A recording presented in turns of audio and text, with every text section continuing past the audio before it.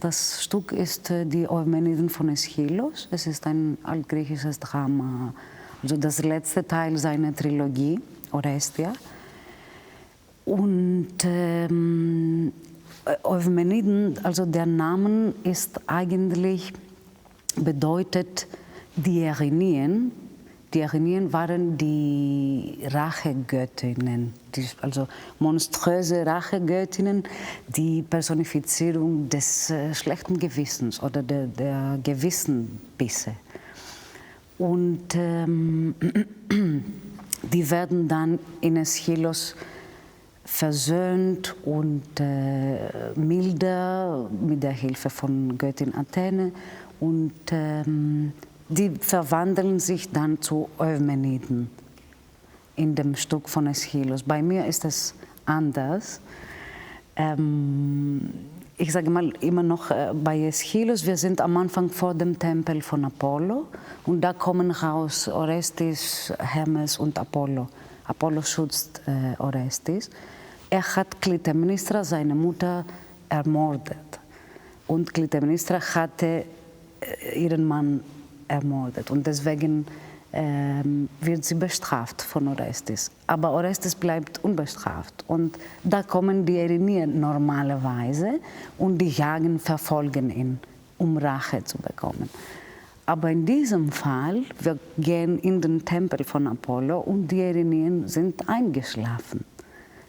Und die schnarchen sogar. Es ist das Bild sehr lustig, auch teilweise. Aber dann kommt der Geist von Klytämnestra hoch im Traum und sie ganz wütend sagt, du säumst, was machst du?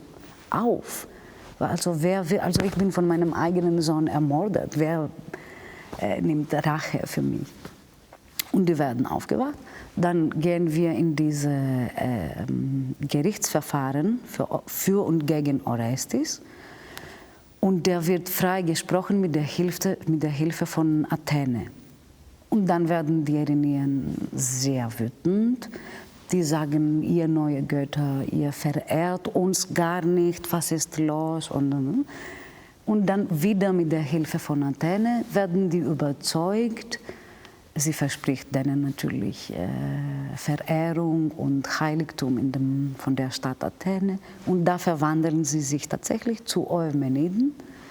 Und kommt dieser lyrische Teil bei Aeschylus, wo der ganze Staat und Erde Fruchtbarkeit wünschen und so.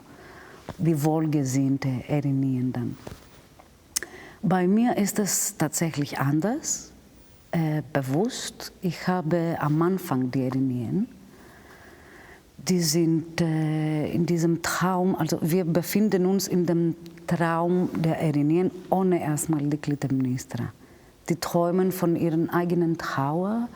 Die Sängerin fängt deswegen so an, sie sagt, ihr neue Götter, ihr verehrt mich gar nicht.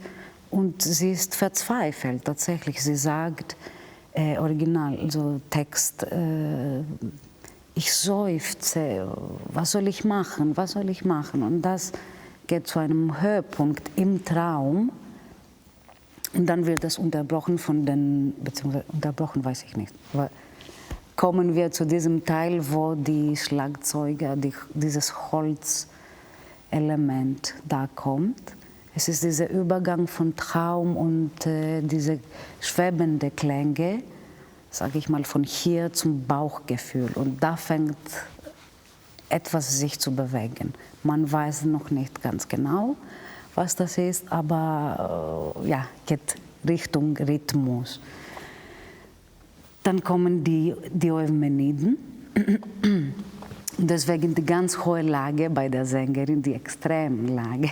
Also, aber man versteht kaum den Text da, so hoch wie sie singt. Aber mein Bedürfnis war diese spielerische, dieses mädchenhafte, ganz, ganz oben, als Kontrast zu dem Rest. Und sie versuchen, diese schöne, positive, wohlgesinnte Eumeniden zum Ausdruck zu bringen. Sie wünschen der Erde Fruchtbarkeit, aber die werden ständig von Klytämnestra unterbrochen. der Geist von Clytemnestra ist da, war immer da und sie versucht, sie kämpft, in den Vordergrund zu kommen. Und sie schafft das tatsächlich. Wir gehen zu dem letzten Teil. Das Finale ist, das fängt an mit dieser Akkusate. Akkusate ist auf Griechisch hört zu, vernehmt. So.